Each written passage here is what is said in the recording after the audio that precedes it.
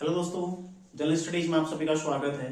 तो दोस्तों, Uttarakhand current affairs में आज हम एक महत्वपूर्ण टॉपिक पर चर्चा करने वाले हैं, जो है उत्तराखंड का आर्थिक सर्वेक्षण, जो कि 2021-22 के लिए, ठीक है, 31 मार्च 2022 को आया था, ठीक है। उस पर हम लोग चर्चा करने वाले हैं। तो इसमें हम चर्चा करेंगे सबसे पहले उत्तराखंड की अर्थव्यवस्था के संबंध में, फिर ठीक है बैंकिंग व्यवस्था, कृषि इत्यादि छोटे छोटे जो टॉपिक प्रश्न आ सकते हैं, जैसे प्रति व्यक्ति आय, उन पर हम इसमें चर्चा करने वाले हैं, ठीक है, जो कि आपको प्रश्न आगे देखने को मिल सकते हैं परीक्षाओं में, ठीक है। और इसके अलावा देखो, यदि आप लोग चैनल पर नए हैं तो चैनल को सब्सक्राइब जरूर कर लीजिएगा। और साथ ही दोस्तों, यदि क्लास आपको अच्छी लगे तो लाइक और शेयर जरूर करें, ठीक है। तो शुरू करते हैं। देखो, इसमें हम चर्चा करेंगे सबसे पहले उत्तराखंड की अर्थव्यवस्था, ठीक है, उत्तराखंड की अर्थव्यवस्था। देखो, कुछ चीजें मैं आपको समझाता हुआ चलूंगा, बाकी मैं फटाफट अभी कराने वाला हूं, क्योंकि देखो पटवारी और फॉरेस्ट गार्ड का एग्जाम नजदीक है और आपको रिवीजन भी करना है, इसलिए समझाने का इतना ज्यादा मैं अभी कर नहीं पाऊंगा आपको। हाँ, लेकिन आगे आपको जो परीक्षाएं होंगी, जैसे समीक्षा अधिकारी वगैरह है, उसके लिए मैं आपको पुनः कराऊंगा और अच्छे से समझाते हुए, ताकि मैं ज्यादा उसमें समय ले सकूं, 8 से 10 क्लास में आपको समझा सकूं, ठीक है। लेकिन अभी मैं आपको ज्यादा समझा नहीं पाऊंगा, सीधा मैं आपको फैक्ट इसमें लिखा देता हूँ। देखो, उत्तराखंड राज्य कैसा राज्य है? लगभग पर्वतीय राज्य, ठीक है। मैदानी एरिया काफी कम है, लगभग 14% यहाँ पर मैदानी है, लगभग 86% यहाँ पर क्या है? पर्वतीय एरिया, ठीक है। तो पर्वतीय एरिया है, तो यहाँ की अर्थव्यवस्था किस तरह की होगी, किस पर आधारित होगी? देखो, सबसे बढ़िया यहाँ पर क्या होता है? पर्यटन वगैरह, ठीक है। पर्यटन के लिए काफी चार धाम यात्रा यहाँ पर होती है, ठीक है। अन्य भी पर्यटन स्थल यहाँ पर काफी, जैसे ओली है, ठीक है, चोपता है, तो कई सारे ऐसे स्थल भी जहाँ पर बर्फबारी होती है, जैसे नैनीताल है, लेक सिटी है, ठीक है, नैनीताल है। तो मतलब पर्यटन तो है ही है यहाँ पर। इसके अलावा देखो, अन्य चीजें, कृषि मुख्य होगा, बागवानी, ठीक है, बागवानी भी अच्छी होती है यहाँ पर, पशुपालन महत्वपूर्ण। मतलब यहाँ की अर्थव्यवस्था किस पर आधारित होगी? मुख्यतः इन्हीं चीजों पर आधारित रहेगी, ठीक है। तो ध्यान रखिएगा, राज्य की अर्थव्यवस्था,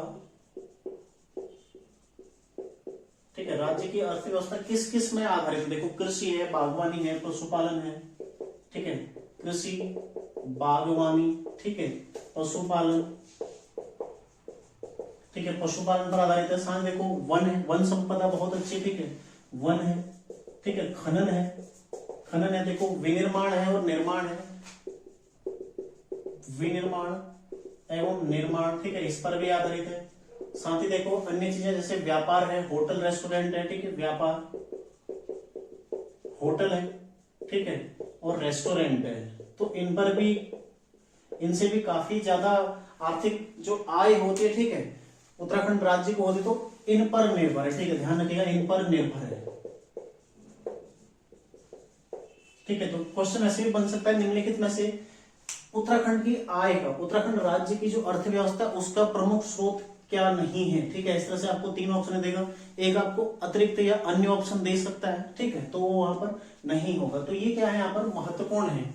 इनको भी देखो, अलग अलग पार्टों में हमने बांट दिया। यदि चर्चा करें 2021-22 के अनुसार, 2021-22 के अनुसार, ठीक है, 2021-22 के अनुसार ये अनंतिम आंकड़े, ठीक है, अनंतिम आंकड़े, अनंतिम आंकड़े मतलब जो अनुमानित आंकड़े, ठीक है, इनके अनुसार 2021-22 के आंकड़ों के अनुसार राज्य की अर्थव्यवस्था, विभिन्न राज्य की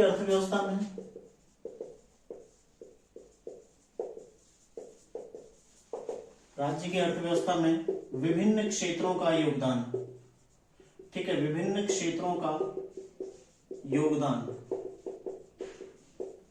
ठीक है, किस किस का योगदान कितना है? देखो, 3 क्षेत्र होते हैं, ठीक है, प्राथमिक, द्वितीयक और तृतीयक, ठीक है, प्राथमिक क्षेत्र,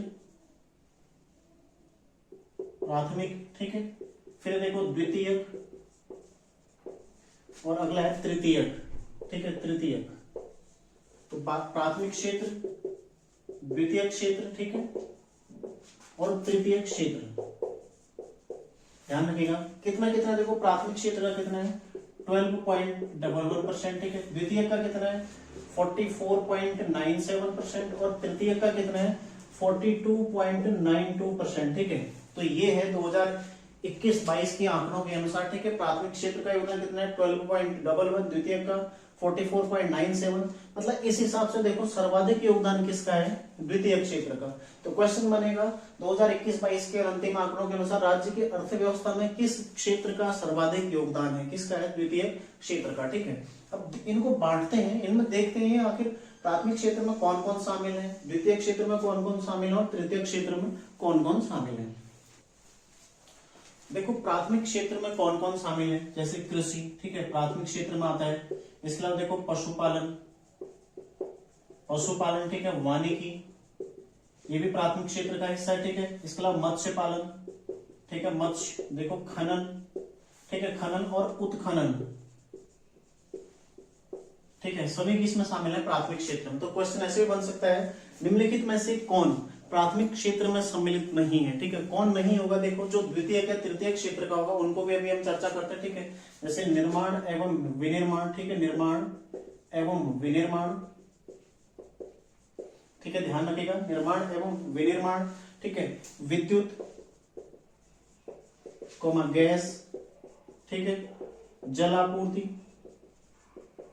ये किसमें, द्वितीय क्षेत्र में शामिल है। ठीक है, साथ ही देखो तथा अन्य उपयोगी सेवाएं, ठीक है, तथा अन्य उपयोगी सेवाएं, ठीक है, सभी इसमें उपयोगी सेवाएं जो भी आगे सभी इसमें शामिल होगी। ठीक है, तथा अन्य उपयोगी सेवाएं। तृतीय क्षेत्र में कौन कौन आते हैं, जैसे परिवहन है, भंडारण है, संचार है, ठीक है, परिवहन, भंडारण, ठीक है, भंडारण है, संचार है, ठीक है, संचार है। इसके अलावा देखो अन्य कौन कौन सा आता है, व्यापार, होटल, जलपान गृह इत्यादि, ठीक है, व्यापार, होटल, ठीक है, जलपान गृह इत्यादि, ठीक है, ये सभी किसमें आते हैं, तृतीय क्षेत्र में आते हैं। लोक प्रशासन, वित्तीय सेवाएं इत्यादि, ठीक है, लोक प्रशासन, वित्तीय सेवाएं,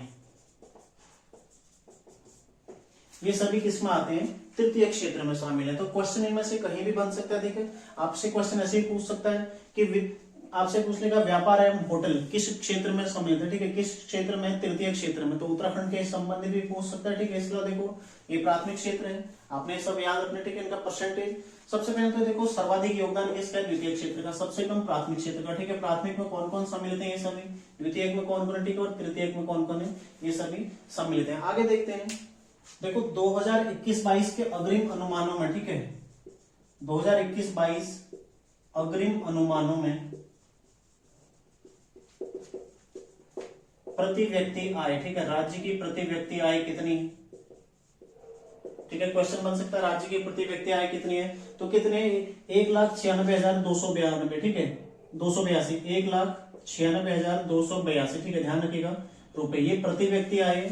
जो पूर्व में कितनी थी, ये भी आ सकता है, 2020-21 का पूछा जा सकता है। ठीक है, तब कितनी थी, 1,82,698, ठीक है, 1,82,698 रुपए थी। ठीक है, तो ये क्वेश्चन ऐसे बन सकता है कि 2020-21 में उत्तराखंड में प्रति व्यक्ति आय कितनी रही है, लगभग कभी ना हमेशा पुराना ही लगभग पूछा जाता है।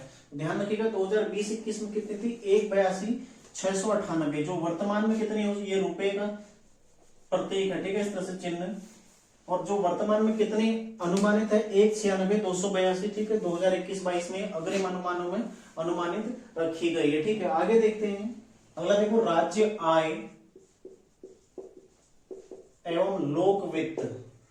ठीक है, ये थोड़ा बोरिंग लगेगा आपको, लेकिन आपने थोड़ा बहुत आंकड़े यहां से याद रखने, ठीक है, जो पूछे जा सकते हैं।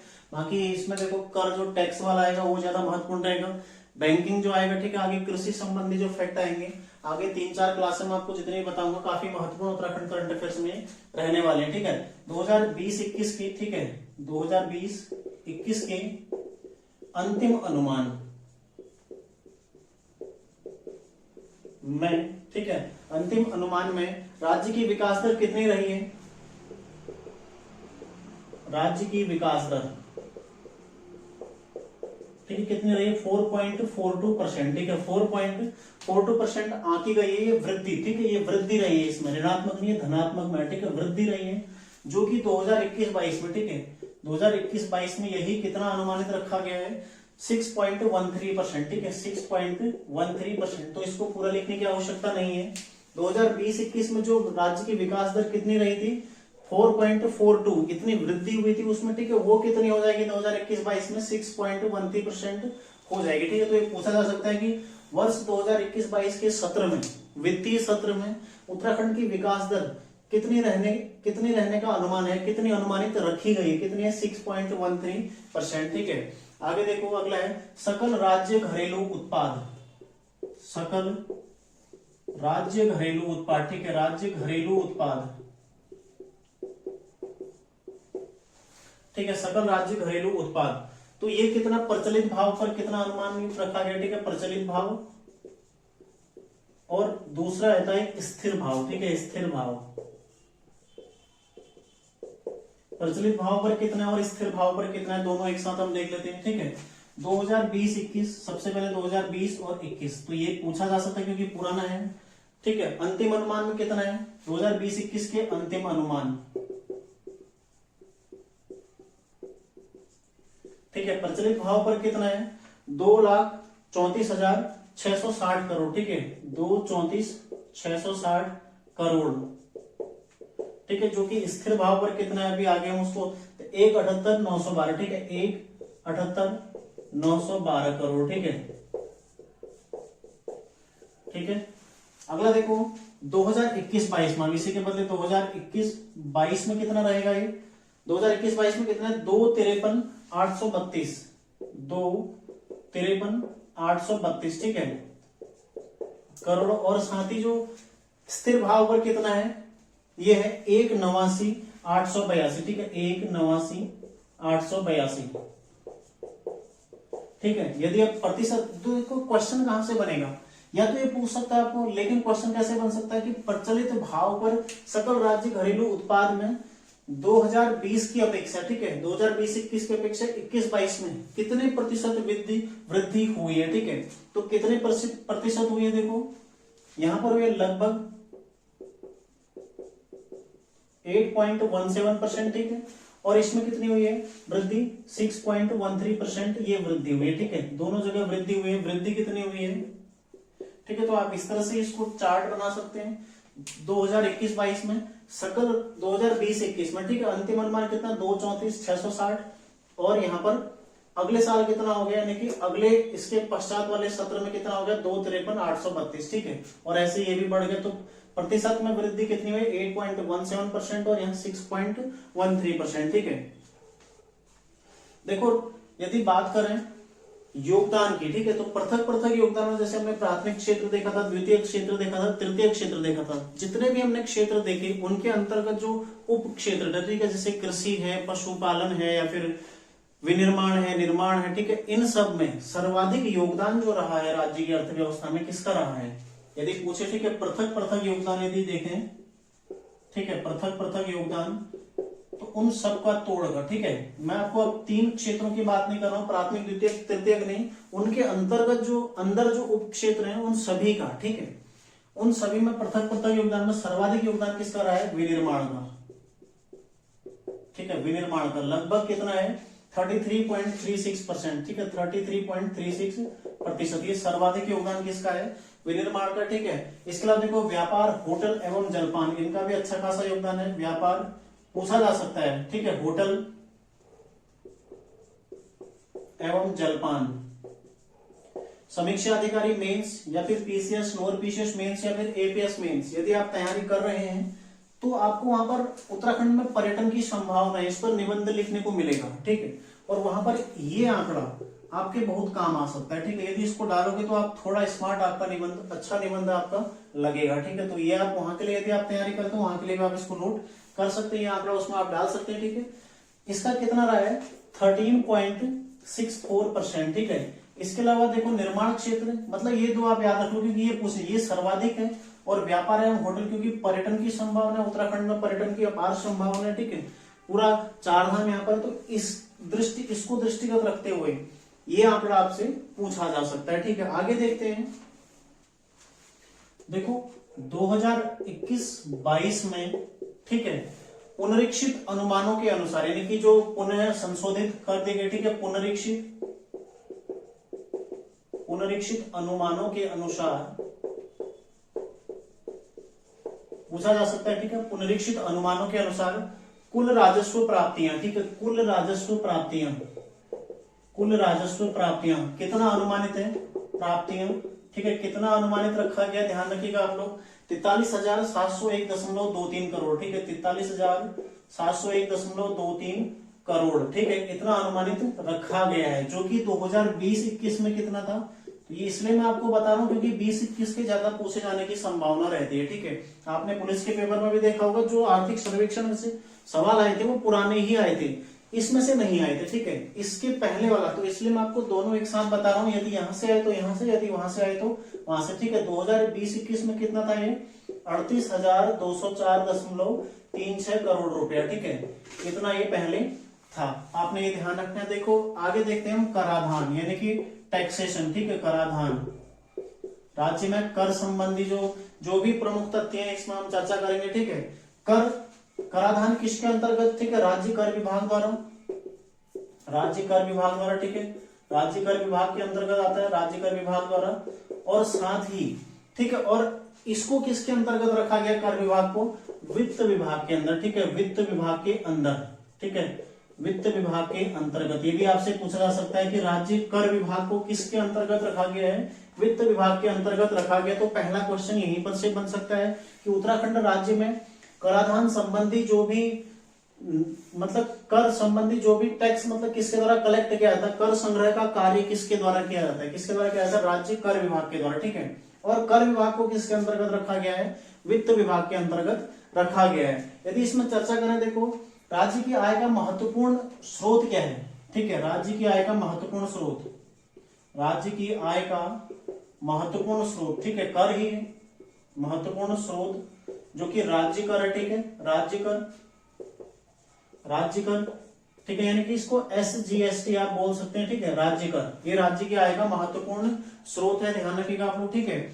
2021-22 में प्राप्त संग्रह कर के माध्यम से, ठीक है, कर के माध्यम से यानी कि टैक्स के माध्यम से, कर के माध्यम से 2021-22 में, ठीक है, 2021-22 में प्राप्त संग्रह, ठीक है, प्राप्त संग्रह कितना प्राप्त हुआ है, ये आपने ध्यान रखना है, 13,073.86 करोड़, ठीक है, 13,073.86 करोड़ रुपया, ठीक है, इतना टैक्स प्राप्त हुआ है उत्तराखंड राज्य को। तो ये अमाउंट आपसे पूछी जा सकती है, ठीक है, पहले कई बार ऐसे क्वेश्चन बन चुके हैं यूपीएससी में कि कुल प्राप्ति कितनी हुई है कर के माध्यम से, कितनी हुई है, 13,073.86 करोड़, ठीक है। देखो कर संबंधी आंकड़े, अन्य यदि बात करें कर संबंधी आंकड़ों की, देखो राज्य में कर संबंधी आंकड़े, ठीक है, राज्य में कर संबंधी आंकड़े, राज्य में कर संबंधी आंकड़े, ठीक है। मैं इसमें अलग अलग पार्टों में आपको बांट के बताता हूं। सबसे पहले देखो जो जीएसटी की परिधि में आते हैं, ठीक है, एसजीएसटी की परिधि में जो आते हैं, जो इससे बाहर आते हैं, ठीक है, एसजीएसटी की परिधि से बाहर, की परिधि से बाहर, ठीक है, से बाहर, ध्यान रखिएगा आप लोग, ठीक है। जो पूछा जा सकता है इसके अलावा देखो स्टाम्प एवं निबंधन पूछा जा सकता है, ठीक है, काफी महत्वपूर्ण। चौथा आबकारी, ये भी पूछा जा सकता है, ठीक है। मैं बांट के आपको थोड़ा शॉर्ट में बता रहा हूँ, ठीक है, ध्यान रखिएगा आप लोग, जो क्वेश्चन बन सकते हैं अभी मैं उसी पर ज्यादा चर्चा कर रहा हूँ, ठीक है। सबसे पहले हम लेंगे 2020-21 और दूसरा लेंगे 2021-22, ठीक है। देखो 2020-21 में कितना था, 93,49.70, ठीक है, करोड़। तो यहाँ पर मैं आपको पहले लिखता हूँ, ठीक है, करोड़ में, तो नीचे बार बार लिखने की आवश्यकता नहीं पड़ेगी, तो आप लोग भी ऐसे नोट कर सकते हैं, ठीक है। थोड़ा बहुत आपने याद रखना, देखो पूछे जा सकते हैं जो महत्वपूर्ण है, ये आपसे नहीं पूछा जाएगा। यदि पूछा जाएगा, देखो स्टाम्प एवं निबंधन और आबकारी, दो महत्वपूर्ण, आबकारी कई बार पूछा गया है पहले, ठीक है, आबकारी पहले पूछा गया है। और 2021-22 में कितना हो गया, देखो 10,852.44, ठीक है। तो आपने ध्यान रखना 10,852.44 करोड़ में पहले ही मैं आपको बता चुका हूं। जो एसजीएसटी की परिधि से बाहर है, ठीक है, इसमें कितना है, देखो 2020-21 में कितना था, 1786.04, ठीक है, 1786.04, ठीक है। तो 2021-22 में कितना हो गया बढ़कर 2221.42, 2221.42, ठीक है। ऐसे स्टाम्प और निबंधन में देखें तो कितना है 2021-22 में कितना है, देखो 1487। पहले देखते हैं 2020-21 का, ठीक है, 1107.04, 1107.04, ठीक है।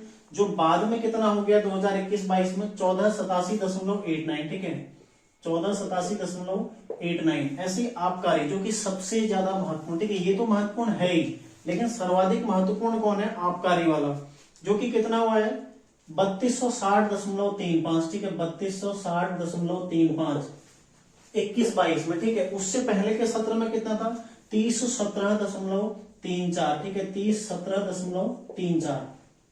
तो ये आपसे पूछा जा सकता है आबकारी वाला, ठीक है। 2021-22 में आबकारी से कुल प्राप्त राजस्व संग्रह कितना है 3260.35 करोड़, ठीक है। और ये भी पूछा जा सकता है कि राज्य में जो कर संग्रह है, राज्य को जो कर प्राप्त होता है उसमें आबकारी का कितना योगदान है। तो लगभग 19 से 20% योगदान, या फिर लगभग 18 से 19%, 20% तक इसका योगदान रहता है सदैव, ठीक है। तो यदि आपको ऑप्शन मिले तो आपको 18 से 19, 18 से 20 तक का ऑप्शन आपको मिल सकता है, ठीक है। तो ध्यान रखिएगा कितना 3260.35 करोड़ 2020-21 में, और उससे पहले वाला 2020-21 में, ठीक है ये 21-22 का है। ध्यान रखिएगा ये दोनों आपसे पूछा जा सकता है, ठीक है। यदि अन्य तथ्य यहाँ पर देखें, ठीक है अन्य तथ्य कुछ एक आध फैक्ट लिख लेते हैं, जैसे औद्योगिकी संबंध है, ठीक है। एरोमा पार्क कहां पर विकसित किया जा रहा है, एरोमा पार्क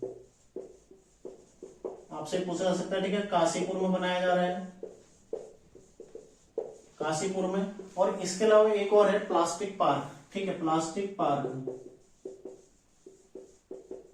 इसका निर्माण कहां किया जा रहा है,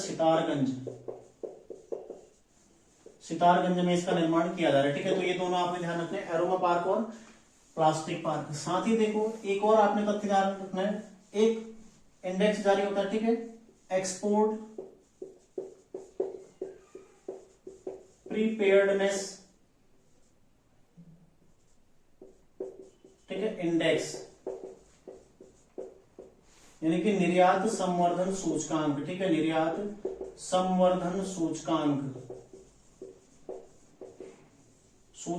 ठीक है किसके द्वारा जारी किया जाता है, ये है नीति आयोग द्वारा जारी किया जाता है, ठीक है नीति आयोग द्वारा मार्च 2022 में जारी किया गया था, और 2021 के लिए, ठीक है 2021 के लिए जारी किया गया था। तो उत्तराखंड की रैंक क्या है इसमें, देखो उत्तराखंड का स्थान है,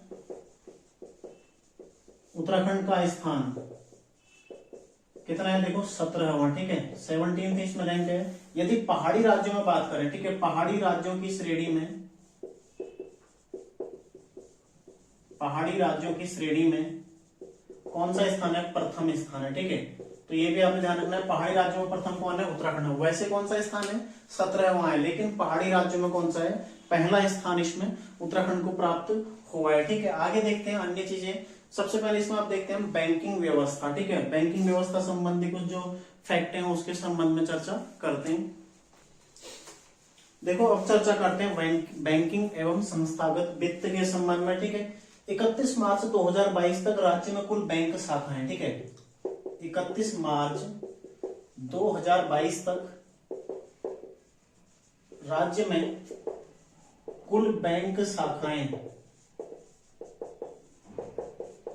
ठीक है कितनी बैंक शाखाएं राज्य में, कुल 2392, 2392, ठीक है 2392 बैंक शाखाएं, जिसमें से इसको यदि बांटे, ठीक है देखो बांट दें तो इसमें 48.49% ग्रामीण क्षेत्र, ठीक है ग्रामीण क्षेत्र में है शाखाएं, ठीक है। दूसरा है जो 22.87% कहां है, अर्ध शहरी, ठीक है अर्ध शहरी, जो ग्रामीण ही है लेकिन नगरीय व्यवस्था वहां पर जैसे नगर पालिका इत्यादि, ठीक है। तीसरा देखो 28.64 है शहरी क्षेत्र, ठीक है 28.64% कितना है, शहरी क्षेत्र, जो पूर्णतः शहरी है, ठीक है इन क्षेत्रों में। तो क्वेश्चन ऐसे ही बन सकता है कि 31 मार्च 2022 के आंकड़ों के अनुसार, या फिर आर्थिक सर्वेक्षण 2021-22 के अनुसार, या फिर वर्तमान में, ठीक है ये वर्तमान में ही माना जाएगा। तो वर्तमान में राज्य में सर्वाधिक बैंक शाखाएं निम्न में से किस क्षेत्र में है, शहरी क्षेत्र में है, या फिर अर्ध शहरी में, या फिर ग्रामीण में है, ठीक है। तो ऐसे क्वेश्चन आपको देखने को मिल सकता है। तो किस में देखो, ग्रामीण क्षेत्र में सर्वाधिक है, कुल कितनी है 1160, ठीक है शाखाएं 1160। अर्ध शहरी में कितनी है 547, ठीक है। और शहरी क्षेत्र में कितनी है 685। यदि आप संख्या में देखें तो ये संख्या में, ठीक है, ये परसेंटेज में। यदि आप चर्चा करें कुल बैंक शाखाएं कितनी है, कुल 2392, ठीक है। 2392 में इसमें अगर हम इनको अलग अलग बांटे तो सार्वजनिक क्षेत्र की कितनी है, ठीक है, सार्वजनिक क्षेत्र की कितनी है 1388, ठीक है। सार्वजनिक क्षेत्र की 1388 है। साथ ही देखो निजी क्षेत्र, निजी बैंक जो होते हैं, ठीक है, निजी कितने हैं 400, ठीक है। और अन्य कितने हैं, शेष क्या है, अन्य, शेष अन्य बैंकों से संबंध, जैसे ग्रामीण बैंक है, सहकारी बैंक इत्यादि, ठीक है, वो सब क्या है शेष में आ गए, ठीक है। तो 13 4 1788 हो गए, ठीक है। तो शेष कितना हो जाएगा 604, ठीक है। 604 शाखाएं कहाँ हैं, शेष शाखाएं। देखो इसमें भी सार्वजनिक क्षेत्र में सर्वाधिक शाखाएं किसकी हैं, जो सार्वजनिक बैंक है इसमें, ठीक है, सर्वाधिक किसकी हैं, एसबीआई की, ठीक है। एसबीआई कितनी है, देखो 441 शाखाएं। तो ये आपसे पूछा जा सकता है 441 शाखाएं, ठीक है। अन्य देखें अगर कोई फैक्ट यदि आप देखें, ठीक है, एक आध फैक्ट मैं आपको यहाँ पर लिखाता हूँ बैंकिंग से संबंध जो महत्वपूर्ण है। 2011 की जनगणना के अनुसार, 2011 की जनगणना के अनुसार, ठीक है, 2011 में जनगणना में उत्तराखंड की जनसंख्या कितनी है 186,292, ठीक है, इतनी जनसंख्या है। तो प्रति व्यक्ति औसत शाखा कितनी है, ठीक है, प्रति शाखा औसत जनसंख्या, प्रति शाखा औसत जनसंख्या, ठीक है। काफी महत्वपूर्ण एक क्वेश्चन है, ठीक है, ये पूछा जा सकता है, आयोग इस तरह के क्वेश्चन आपको दे सकता है, ठीक है। कितनी है 4217, ठीक है। पॉपुलेशन मतलब एक शाखा में टोटल 4217 लोग जुड़े हुए हैं, ठीक है। इस तरह से आप ध्यान रखना, मतलब एक शाखा के अंदर अंतर्गत 4217 लोग आते हैं, ठीक है। इस तरह से यदि बांटते हैं। अन्य फैक्ट देखें इसमें, दूसरा फैक्ट देखो यहाँ का एक क्षेत्रीय ग्रामीण बैंक है जिसको उत्तराखंड ग्रामीण बैंक बोलते हैं, ठीक है, यूजीबी में शॉर्ट में लिख रहा हूं, ठीक है, उत्तराखंड ग्रामीण बैंक। इसको एसबीआई द्वारा प्रायोजित किया जाता है, ठीक है, एसबीआई द्वारा प्रायोजित किया जाता है। ये भी आपसे पूछा जा सकता है कि निम्न में से किस बैंक द्वारा उत्तराखंड के स्थानीय बैंक यानी कि उत्तराखंड ग्रामीण बैंक को प्रायोजित किया गया है, किसके द्वारा किया गया है, एसबीआई द्वारा प्रायोजित किया गया है। क्वेश्चन बन सकता है, ठीक है, आप लोग इस पर ध्यान दीजिएगा। और मार्च 2022 तक कुल शाखाएं कितनी है इसकी, कितनी है मार्च 2022 तक, ठीक है, कुल शाखाएं किसकी उत्तराखंड ग्रामीण बैंक की कितनी है 286, ठीक है, 286 शाखाएं। एक महत्वपूर्ण क्वेश्चन है, ठीक है, आपसे पूछा जा सकता है। अगला देखो कुल सहकारी बैंकों की कितनी शाखाएं हैं, देखो सहकारी बैंक कितने, ठीक है, सहकारी बैंक कितने 317, ठीक है, 317 बैंक सहकारी हैं। इसमें से 302 जनपद स्तरीय, ठीक है, जनपद स्तरीय, और 15 है राज्य स्तरीय, ठीक है, राज्य स्तरीय। तो ये भी आपसे पूछा जा सकता है, हालांकि इतना डीप आएगा नहीं क्वेश्चन, लेकिन फिर भी आप लोग ध्यान रखिएगा, ठीक है। और एक आप लोग नोट यहां पर लिख लीजिएगा, काफी महत्वपूर्ण है, पूछा जा सकता है सवाल कि उत्तराखंड सहकारी बैंक, ठीक है, जो उत्तराखंड सहकारी बैंक है, उत्तराखंड सहकारी बैंक, ठीक है, सहकारी क्षेत्र में नेशनल फाइनेंशियल स्विच से जुड़ने वाला, सहकारी क्षेत्र में नेशनल फाइनेंशियल स्विच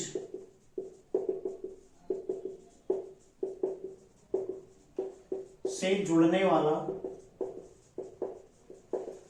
देश का पहला बैंक है, ठीक है, देश का पहला बैंक। और जो पहला होता है ना वो काफी महत्वपूर्ण होता है, ठीक है, देश का जो पहला बैंक है ये काफी महत्वपूर्ण, देश में पहला राज्य में पहला हमेशा पूछा जा सकता है, ठीक है, पहला बैंक है। तो आप लोगों ने ध्यान रखना है, ये नोट काफी महत्वपूर्ण, ठीक है। अगला देखो सर्वाधिक बैंक शाखाओं वाला जिला पूछा जा सकता है, ठीक है, सर्वाधिक बैंक शाखाओं वाला जिला। एक क्वेश्चन अभी हाल ही में किसी पेपर में बना था, ठीक है, शायद SSSU के द्वारा पूछा गया था वो क्वेश्चन, सर्वाधिक बैंक शाखाओं वाला जिला, या पीसीएस की प्री में शायद यूकेपीएससी के द्वारा ही पूछा गया था कि सर्वाधिक सहकारी बैंक किस जिले में, ठीक है, इस तरह की क्वेश्चन आया था एक। सर्वाधिक बैंक शाखाओं वाला जिला कौन है, देहरादून है, ठीक है, 575 देहरादून है, कितने हैं 575, ठीक है। अब सबसे कम कौन होगा, ठीक है, सबसे कम कौन है, बागेश्वर, बागेश्वर में कितने 55 शाखाएं, ठीक है। प्रथम 4 यदि पूछे आपसे कभी, प्रथम 4 कौन कौन से, देखो देहरादून है, ठीक है, मैं शॉर्ट में लिख रहा हूं देहरादून में, ठीक है, 575 है। दूसरा देखो यूएस नगर है, ठीक है, यूएस नगर में कितना है 335, ठीक है, 335 यूएस नगर में। तीसरे नंबर पर देखो हरिद्वार, ठीक है, हरिद्वार है, कितना है 279, ठीक है। और अगला देखो नैनीताल है